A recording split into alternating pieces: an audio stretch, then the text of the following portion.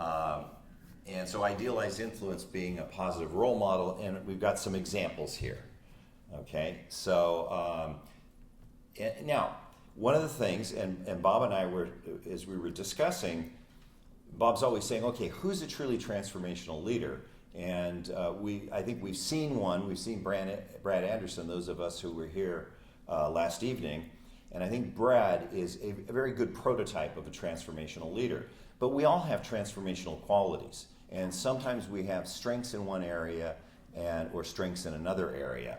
And so the idea of idealized influence, being able to walk the talk. And so here are some leaders and some quotes that typify this dimension of transformational leadership. So if we have Jeffrey Immelt from GE, and he talks about, I'm always talking about this company. I'm always concerned about this. And we're transparent. We have nothing to hide. It's right out there. We put it right out there. The issue of transformational leaders being willing to work hard, not asking followers to do anything that they wouldn't do, typifies here. Vince Lombardi, and I love this quote because he says, leaders are made. They're not born, and they're made through hard effort. So transformational leadership is not easy leadership. I discussed with Bernie, I said one of the things years ago, I said, to really be a transformational leader, you've got to work very hard. You've got to connect with individual followers. You've got to be this role model. You've always got to be thinking about the impact that your behavior is having on followers. And I said, isn't this really hard work? Do transformational leaders work harder than other people? And so I came up with a hypothesis. I said, let's test this. My wife actually was working for a work-family institute and was looking at the balance between work and family. And so I came up with a hypothesis, and I said, Bernie, I think the problem might be that transformational leadership is such hard work that maybe your home life suffers. And so my hypothesis is that transformational leaders put all of their energy into work, and then their home life suffers. And Bernie said, well, that's not the case, because if you have transformational qualities, you would be able to transform those relationships in much the same way. And so he had this sort of counter hypothesis. Unfortunately, we never got to test that. But so idealized influence, being authentic in a sense. Okay, inspirational motivation, this ability to inspire, this ability to energize people. And Murthy, the founder of Infosys, and he's actually an amazing philanthropist. His wife, we have a Kravis Prize that we created the methodology for a Kravis Prize that we give every year in nonprofit leadership through the Kravis Leadership Institute that I'm associated with. And the Murthys have been very involved in this through their philanthropy.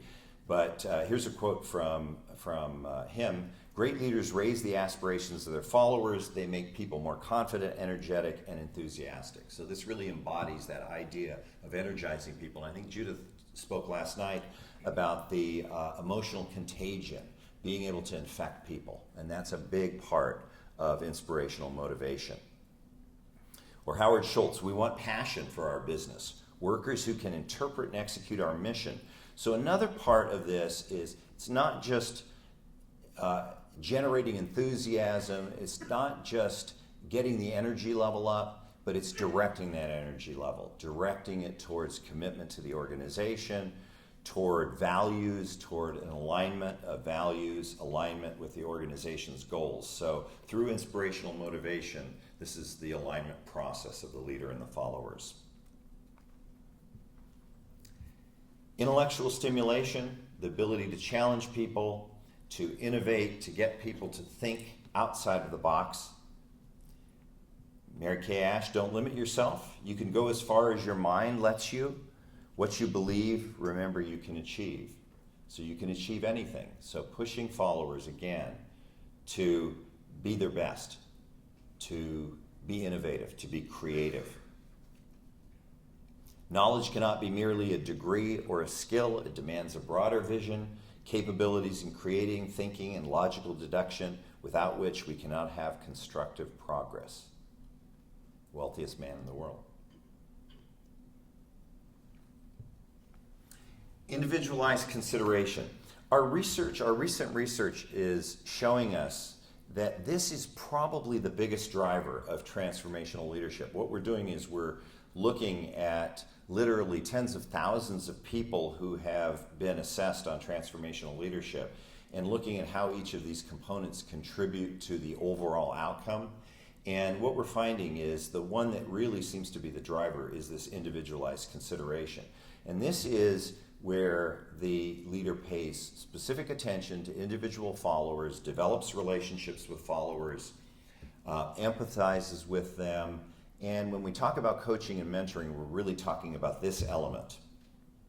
If there's one secret in success, it lies in the ability to get the other person's point of view, to see things from other people's perspectives. Now, I put Henry Ford up there because Henry Ford was transformational in that he transformed an industry, transformed the auto industry. Henry Ford, though, I would think would fall short of a truly transformational leader, right? But this is the point. The point is that we have transformational qualities, right? That people have transformational qualities in specific areas, right? So everybody can demonstrate elements of this. And someone who I think is on the transformational side, Muhammad Yunus, says each individual person is very important. Each person has tremendous potential.